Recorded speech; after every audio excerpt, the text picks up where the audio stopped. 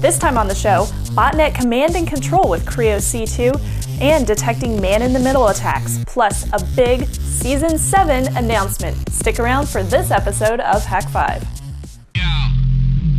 Yeah, hook me up, I'm ready.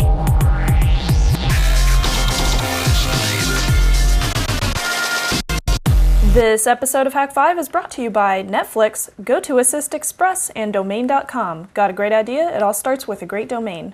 Hello and welcome to Hak5. My name is Darren Kitchen. And I'm Shannon Morse. And she is not a bundle of puppies or kitties. No, I'm a bundle of happiness and joy and sugar. Lots and lots of sugar. Somebody fed her the candy. I thought I has a cavity. Uh-oh. It's true.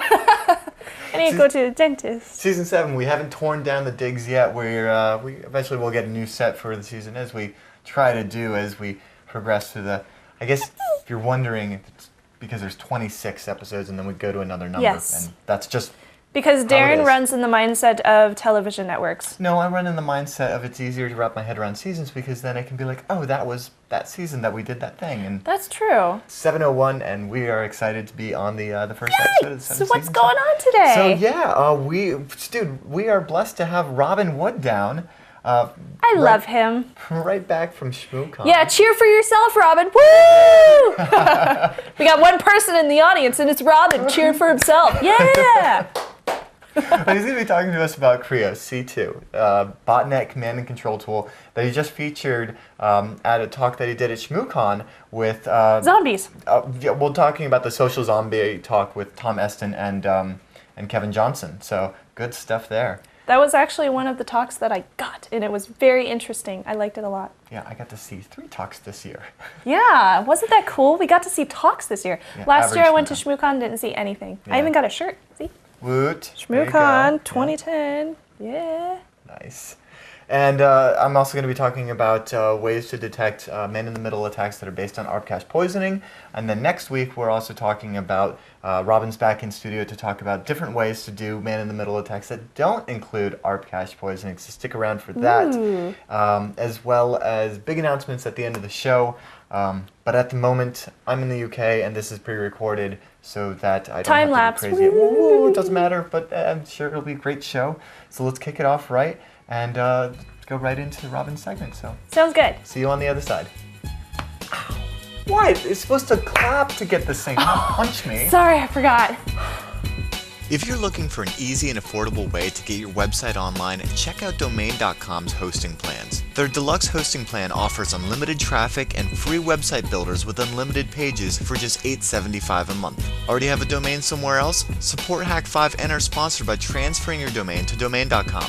It's only $6.99 a year to transfer your domain, plus you get an entire extra year. With Domain.com, you get registration without the BS. No totally unrelated upsells, no deceptive renewal pricing. Just blistering fast DNS and hosting, the lowest prices on the web, and the highest quality. Thanks to Hak5 fans, Domain.com is one of the fastest growing domain and hosting companies in the world. Don't forget to use coupon code HAK5 at checkout to get 15% off your order. Got a great idea? It all starts with a great domain. Domain.com. This month's LAN party, powered by the Varsity Esports League, is Team Fortress 2. We'll be playing on Saturday, February 27th at game.hak5.org. And I gotta give a shout out to The Vessel for supporting us with their servers.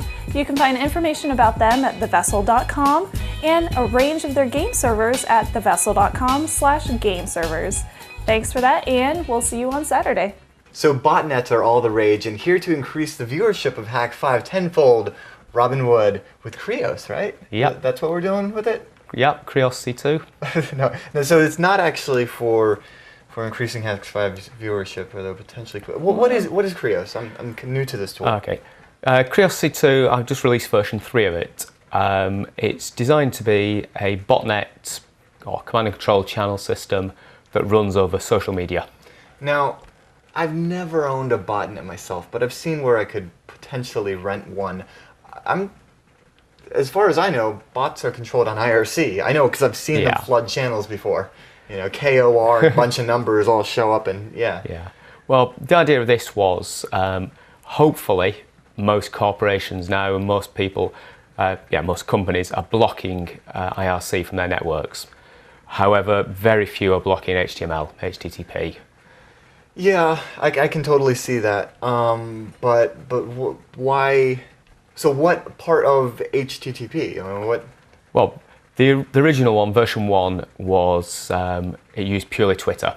So the commander sent a tweet out which basically said, "Bots, do this," Nice. and the bots then listened to the. Now, I actually saw a little bit of news when that broke about, because somebody actually used it legitimately to control their botnet. Am I? Not really. Somebody used one of the concepts that I had, Okay. or maybe they came up with themselves. But the way this is written, it's very deliberately written as a proof of concept. It's all in Ruby. It's not stealthy. It's not optimized. So the stuff that I've done can't itself be used.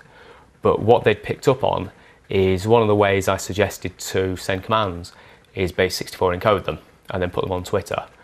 And it happened that... So what does it look like if you're following someone that's a bot master? Well, it can vary, because the way it works is you can choose what language you want the communication to be done in. Like what? Like Python, Perl? Like, is that what you mean by language, or what? No, what I mean is the default is a very basic. It does :cmd and then whatever they want the bot to do. So ping something or execute a command or download a file. But then what I thought from there was that, okay, it'd be fairly easy to block that. So why not make it so that it can be changed? So the language is purely a module that's plugged in. So if you want to change it, you can write a module that does, or we have a module that does it in, say, English. So rather than saying :command ping 192.168.10.1, it will say, hey, look at this IP, or look at this address, 10.192 whatever. So that almost looks like a legitimate Twitter, because or a Twitter post, that is, because it's in English. Yeah, and the more effort you put into the language, then the more you can make it fit in. Excellent. So do you use this with your own private botnet? No, I've only used it just for practicing at the moment. Okay. But, well, what's new with the newer version? Well, the newer one, I've just added LinkedIn support and tested it under Windows and got it working there. So LinkedIn, how do you use it with LinkedIn? Well, LinkedIn have recently added the ability, or added an API, I should say, that allows you to read any field in a LinkedIn user's profile, but then on your own profile you can read and write the status field. So what I'm doing is posting the command into the status field in the LinkedIn profile. So you have to create like a dummy profile? Yeah. Okay. And then all of your... So what about the actual bot? Like, is this something that you incorporate into your zombie program that you have to install on the Windows 2000 machine that hasn't been patched, or what? You can do what you want with it. The current one is a proof of concept, so it is just a big lump of Ruby that runs on its own. It's not designed to be stealthy or built into anything at the moment. Mm-hmm. It's purely, you've got to manually install Ruby gems for it, you've got to manually install Ruby, and then install the rest. Okay. But you've got it all working in Windows now. Yeah. So there you go. Next step. What other kind of control methods? The other two that I've got are, you can run it over JPEG, which I got this idea, somebody else beat me to this one. They did a JPEG header, just the header, followed by the commands. Mm-hmm. But when you look at that, you can't actually view the JPEG. It's garbled because there's no body to it. It's kind of like steganography, but nothing's there. Yeah. Yeah. So what I did, I thought, well, JPEGs allow metadata. So why not keep a valid JPEG and insert the command into one of the metadata fields?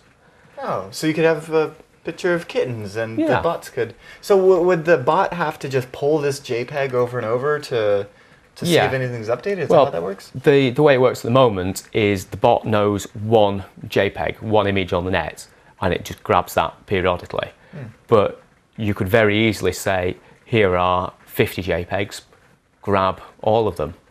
That's not going to throw off any IDS or any other filters that say, I mean, it's a far cry from IRC for your work machine to go and check a JPEG on some random server. That's not going to throw up any flags. That's some scary stuff. What other What are the methods do we have? The final one is going over tinyURL. Really? So Why tinyURL? Well, Why not is.gd or bit.ly or any of those? because I don't know if it still is, but obviously it was the first and the probably one of the most popular ones. And the way this works, a bit convoluted, but tinyURL allows you to specify the alias that it's being shortened down to. Oh, okay. So then that's why it would be Yeah. used with is good. Yeah, some of the other services allow it. Again, it's all modular. You could very easily write your So own. just by creating a tinyURL, like what would the tinyURL look like? Any other tinyURL, but the way the alias is created, it's based on a timestamp and a hash, and a keyword. They're all hashed together, and a number of them are created per time slot. So every 10 minutes you can have up to, I think it's 5 valid aliases. So if the commander wants to send out a command, it generates that list of hashes, that aliases, and then says, is the first one available? If it is, it says, please shrink me this URL using this alias. The URL is, creos.com/ping192168 as the query string. So what the bot then does, every 10 minutes, it generates the same list because it knows that the algorithms for it, goes to tinyURL, says, does this alias exist? Yes. Okay, what URL is that shrinking? Gets the URL, pattern matches it. Is this a valid command? Yes, and executes it. How does it recognize that? Is that the hash? Is that the secret key that your bots and you only know? Well, it works out the hash, and then it says to tinyURL, give me the URL that has been shortened by this alias. And then it uses a regular expression just to say, does this look like a valid command that I can run? So what's to stop somebody else from stealing your bots?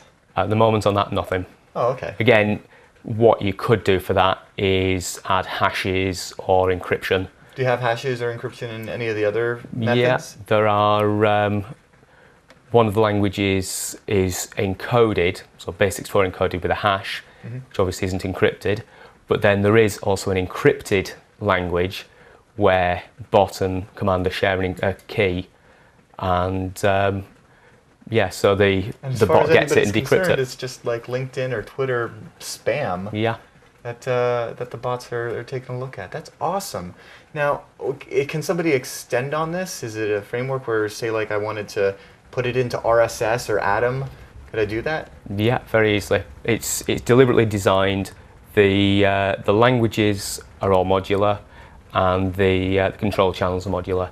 And once it's up and running, there is a change language and change channel command, and the commander just says, right, bot, use this language instead, and the bot goes to a website, downloads the new language file, and changes to that. So you can have them like shifting around all the time. Yeah. You never know, so as soon as you think they're on to you, you've already moved on to the next social network. Yeah, so it's using encrypted on Twitter, and you think, well, yeah, that's being noticed, so we can now move to English on LinkedIn, and then you can move somewhere else. Yeah, I mean, you could just be uploading JPEGs to PhotoBucket or something. Yeah.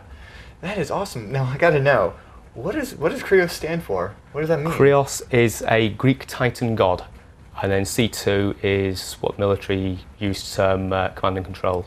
Oh, okay. Excellent. Well, thank you, Rob. This is totally excellent stuff. I'm sure that people can, dive in. Is there a forum, a website where people can find the code? Yeah, digininja.org/Creo C2, or just hit digininja.org and it's linked from the homepage usually. Once again, Robin, your mischief just warms the soul. Yeah. Thank you. This week's trivia is, in cryptography, Alice and Bob are common placeholder names with what roles? Submit your answer to hak5.org/trivia for your chance to win Pronobozo's album 0 = 1 = everything. We'll be back in just a moment. Netflix delivers movies directly to your home, saving you time, money, and hassle. As a Netflix Unlimited member, you get DVDs by mail in about 1 business day. Plus, you can instantly watch thousands of TV episodes and movies, stream directly to your PC, Mac, or right to your TV via a Netflix-ready device like the Xbox 360, PS3, and soon the Nintendo Wii console. Watch as many movies as you want. Shipping is free and there are no late fees or due dates. Keep the movies as long as you like. DVDs by mail, plus instantly right to your TV. Get unlimited movies 2 ways for only $8.99 a month. As a new member and a Hak5 viewer, you can get a 2-week free trial membership. Go to www.netflix.com/HAK5 and sign up now. Be sure to use this URL so that they know we sent you. So the topic of the day is detecting man-in-the-middle attacks, and who better to have on set than, of course, Robin Wood. Robin, how's it going, man? It's good. Still enjoying the States back from Shmoocon? Yeah. Shmoo treated you well? I really did indeed. So we're talking about detecting man-in-the-middle attacks, and this is apt because it's what we've been doing for quite a while with tools like Yazaga, or the pineapple, and the interceptor and the monkey. Yep. And what's interesting about these hardware-based ways of doing man-in-the-middle attacks is how are you supposed to detect if you've got a monkey in between your connection? Very hard to detect. The interceptor, the monkey, is virtually invisible. Certainly to most normal users, they wouldn't be able to spot that it's there. So, like, if you were the victim of one of these, what signs would you notice? Like, as far as your, is the router going to change? Is the DNS going to change? No, nothing would change to a normal user. So almost undetectable. And what about the fawn, though? Well, the pineapple, if you will, the Yazaga, you get sucked into one of these on the wireless. the obvious thing about the pineapple is you've basically got to think, where am I? I've just connected to an access point, an SSID. Should that be here? Mm-hmm. So if you're sat in an airport and you suddenly connect to your home access point, you should really realise there's something wrong. Your home access point is not at the airport. Mm-hmm. And then how would you, what if you're just oblivious to that? I mean, is there something you can proactively do to notice that it's out there? Because, a lot of times your machine just connects to a network and you may not notice, Well, Windows, certainly XP, will pop up a little dialog box for a split second to say, yes, it's connected to a different access point. That's about it. That's all that it does. Mm-hmm. I guess the MAC address, though, is identifiable, though. These are all, all the ones that we've been having fun with are based on the fawn, simply because the Atheros chip and the readability of, that used to be availability of them through fawn, but now through Acton, the original chip, it all says, hey, I'm a fawn, right?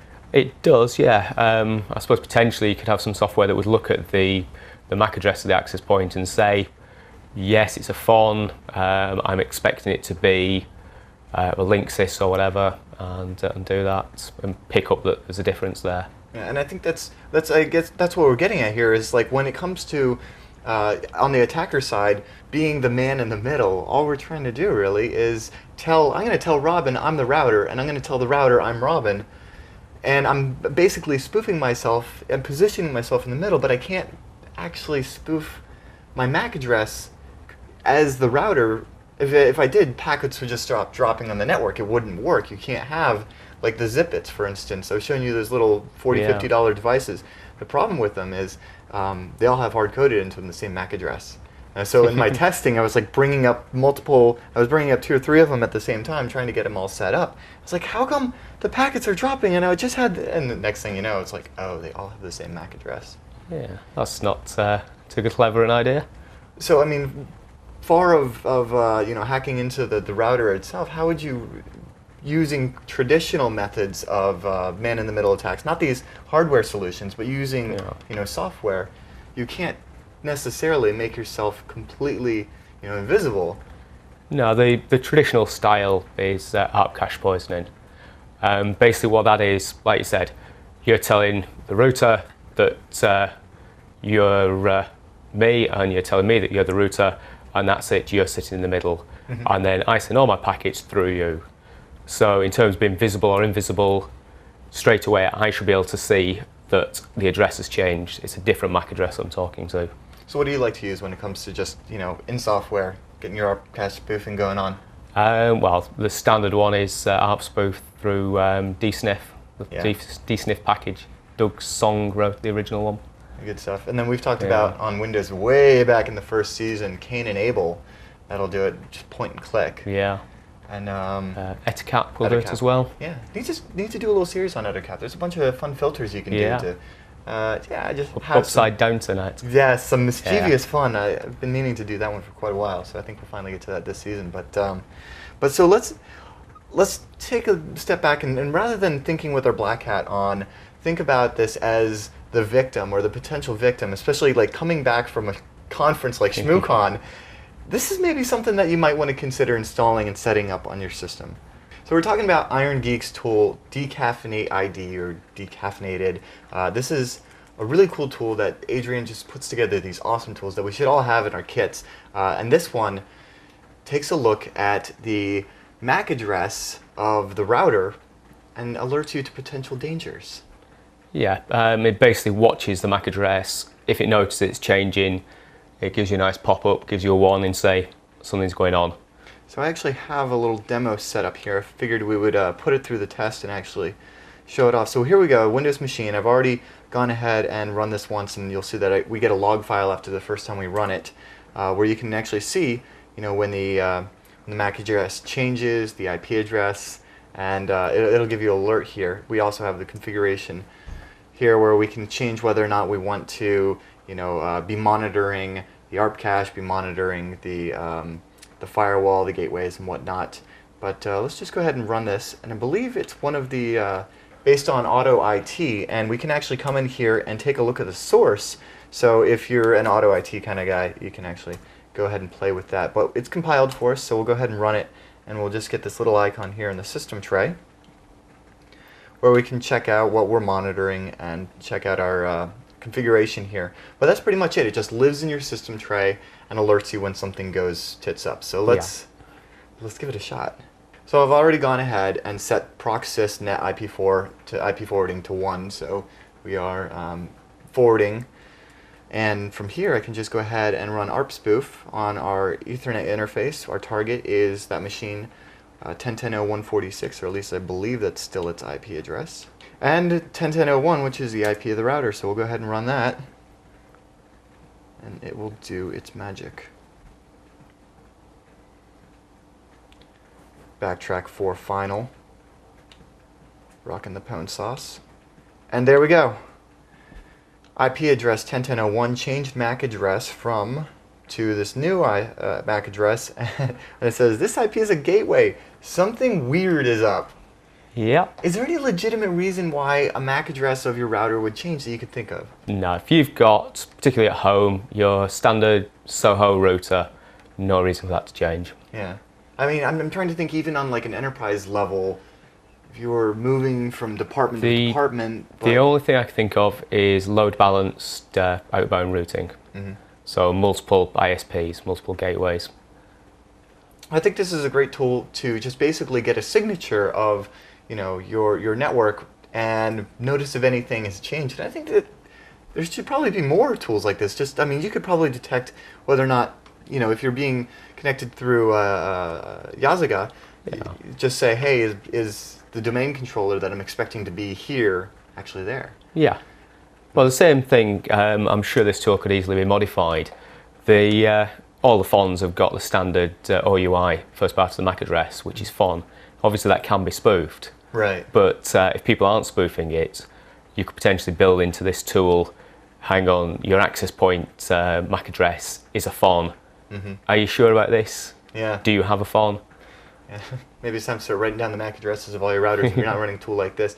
But anyway, I thought that we would show off this tool because this is something that if you're going to be at a HackerCon on Wi-Fi and stuff like that, it probably would be going off nonstop. But still, very cool tool. Go ahead and check it out at Iron Geek's website. And of course, if you have any questions or feedback about ARP spoofing, other man-in-the-middle techniques and stuff like that, go ahead and shoot us an email, feedback@hak5.org. Robin, thanks for being on, man. It's good.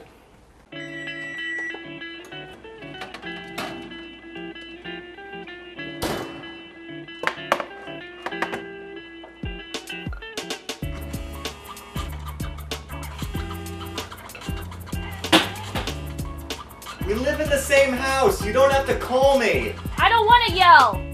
Yeah? XP. What about it? I knew where everything was. And then I upgraded to 7. And? Well, it's prettier than XP, but it's annoying me. I need to set up my gamepad and turn off autoplay and tweak the power settings, and all the settings are all over the place. And can I just get an old school control panel? Well, there's this thing called God mode. Can you do that assistance thingamajiggy that you do at work? Yeah, you mean go to assist? Yeah, that. Can you go to assist on my computer up here? Sure. Here, I'm sending you a link. Click it? Click it. Click it. Click it. All right. All you have to do is create a new folder anywhere on your computer and then name it godmode.squiggly, this stupid long hex code. So if you wanted to be all lead about it, you could just hit Windows R and then desktop, hit enter, and then Alt FWF, and then just paste that in. So then you've got a spiffy new icon for a control center, and it's got like everything built in. So you can change all sorts of stuff like your auto run or your power settings. What was that, a game controller? Snubs! If you want to support more clients by spending less money, try the new GoToAssist Express. Amaze your clients by resolving problems instantly from anywhere. Reduce travel time and lower your support costs by fixing problems over the internet. With GoToAssist Express from Citrix, you get 24/7 free customer service and can even provide unattended support. No need for the customer to be at their computer. Best of all, GoToAssist Express sessions are 128-bit encrypted end-to-end, so no worries about having your cookies stolen. Try it free for 30 days at gotoassist.com/HAK5. All right, guys, that just about wraps up this episode of Hak5, but first, we do have some special announcements here, this being the first episode of the 7th season, the most exciting season, and I'm not actually here right now. No, you're in... When this releases on Wednesday, I think I'll be in Sheffield, which is actually beating Manchester in the amount of people who have signed up on Facebook to attend the event by like 4 people. Nice, so that's awesome. Go Sheffield, yeah. I'm moving to Missouri. As crazy as it sounds. We don't normally get very personal about our lives or whatever on the show, but this is one of these times where we're just going to go ahead and map it all out for you guys so that you understand what Season 7 is all about, so you can stick with us and understand the way that the show changes and evolves around our lives, just as it has between the apartment and cast and houses and all sorts of stuff. So go ahead and lay it on us. We're going to Missouri. Yes, well, I'm from Missouri. Well, kind of. I was an Army brat, but yeah, I'm from Missouri. My family lives there. My close family, brother, sister, mom, and dad. And my dad was recently diagnosed with some stuff, so he's in the hospital. He's been in the hospital for like the past year almost. So I'm gonna go home and spend some time with him, and I think being closer to him will, hopefully have some kind of effect on like helping him out. So yeah. I'm going back home, but it doesn't mean I'm going to leave the show or anything. No, you're not leaving the show. You're going to be on every week, right? Yeah. Excellent. I'm excited. I have a present for you. Here you go. This is... Oh, great. Oh, God.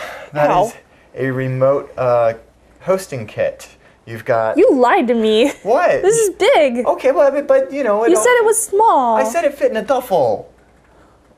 Small duffel, like lunchbox Shmoocon red box style duffel. It's got the lights and the tripods and everything you need, and and it even comes with a portable real, that's set. it? Yeah, it's slightly smaller, That's but yeah, huge. I've got some extra stuff in there. It's actually all based on a very small camera, so imagine See, that. then you told me remote host kit, and you just gave me this, and I was like, sweet. Well, yeah. there's some support stuff to. Oh, no, you have to. You're gonna need a tripod. I'll make a and YouTube set video and be and like, hey, welcome to Hak5. We've got the lights and umbrellas, but it's trust me, it's small, and yeah, that's how we're gonna do this. This is gonna be crazy. We're actually deploying these across the globe because Hak5 is going global, and we're gonna have a lot more faces on the show as we proceed through the exciting challenges that this season is going to present us with. One of those being, My move is temporary, by the way. If I lived in Missouri for more than a few months, I would probably kill myself. So trust me, I'm not going to stay there for the rest of my life. Yeah, and this works out because we will be reconvening, rendezvousing, but no, not on the East Coast. We'll be out in San Francisco. Yeah. Isn't that awesome? So for the longest time, we kind of resisted the fact, but that's where the action is, and while you're out in Missouri taking care of your dad, and as soon as I get back from the UK, the process starts of selling the car, the house, most of my worldly possessions. He's putting his house up on the Facebook Marketplace. I might put it there, yeah. But I'm at a crossroads here, and the situation that may present itself would potentially put me in a place where I would be too exhausted to continue the weekly doses of Technolust. And while I think it's premature to make the leap that I'm doing, I am going to go ahead and put all my chips on the table, and rather than fold my cards, I'm going to continue to bring the weekly Technolust and just go out there. So as soon as the car and the house go, I'm FedExing or UPSing or something. The cat. Well, No, you're just taking Kirby. You're going to Yes. take care of Kirby while I'm gone. So while you're out in Missouri, 'Cause I have I'll a be car. getting rid of all this stuff and then boxing up what I care to keep in my life, which includes HD cameras, laptops, and not a whole lot else. You can tell where his heart is set. Yeah, and then I'm going to ship all those out to the West Coast, and then I'm going to be loading up my motorcycle with camping gear, HD camera gear, and clothing, of course, and I'm just going to, and a monkey, of course, strapped on the back, and we are going to start the 3,000-mile trip across America, and it's going to be, I know, a lot more than 3,000 miles. Yeah. So I'm actually starting going up to Pennsylvania, and then I'm going to come down the, what is it called, Deals Gap. I'm going to do that, and then I'm probably going to hit some of the Tat, and I'm going to be zigzagging all across the U.S. and the Trail of Tears. Oh, okay. Yeah, good roads. Which highway is that? I know highway numbers. I don't remember. I'm going to try to stay off the motorways or the interstates, if you will. Oh, okay. But yeah, just the UK, the trip that I'm on at the moment is a proof of concept for this adventure. And I put up an APB for couches in the UK, and I got such an overwhelming response that I have a feeling that if I were to put up an open Google Maps document, kind of like a wiki, if you will, putting out APBs for couches, I have a feeling that some of you might, wouldn't mind if I came by, cooked you dinner, and offered a couch up so that, do the show and zigzag across America for a couple weeks, recording Hak5s and having an adventure and making That's this awesome. happen. So that is season 7. I'm going to take a road trip too, Yes. because I no longer have a job except for Hak5. Right, but you've built up enough savings that I think Yes. Yeah, so that's about the most personal we've ever gotten on the show. But But I am so excited. Yeah, I'm I'm finally excited doing too. what I want to do, and I'm like, yeah. Well, yeah, I mean, I'm at the thing where it's like, all right, grind or passion, and one has more.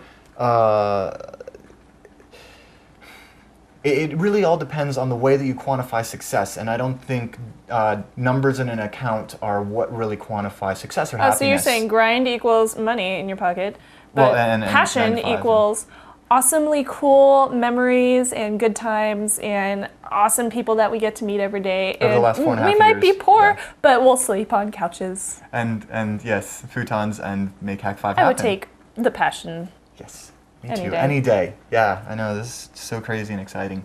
But anyway, we'll get into more of that later as it progresses, but that is the season in a nutshell, and I figured it was only fair for us to just go ahead and lay it on you and map it out so that you don't freak out when all of a sudden snubs are coming on, via remote, but we're still trying to do the show Don't just as we worry. always have.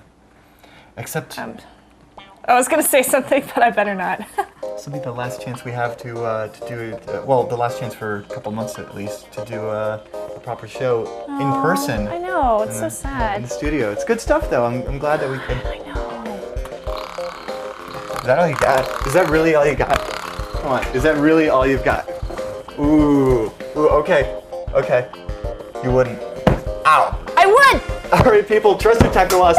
We'll see you next week. That thing's. Ow! Woo! Yeah, that's right, bitch. Yeah!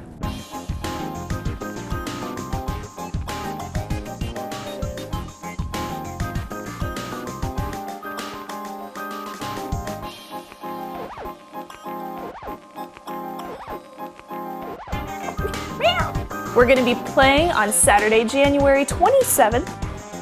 I said January. So we're talking about Adrian's Toll Decaffeinate ID or decaf. Hello and welcome to Hak5. My name is Darren Kitchen. You are so dead. I am, what do you mean? Hello and welcome to Hak5.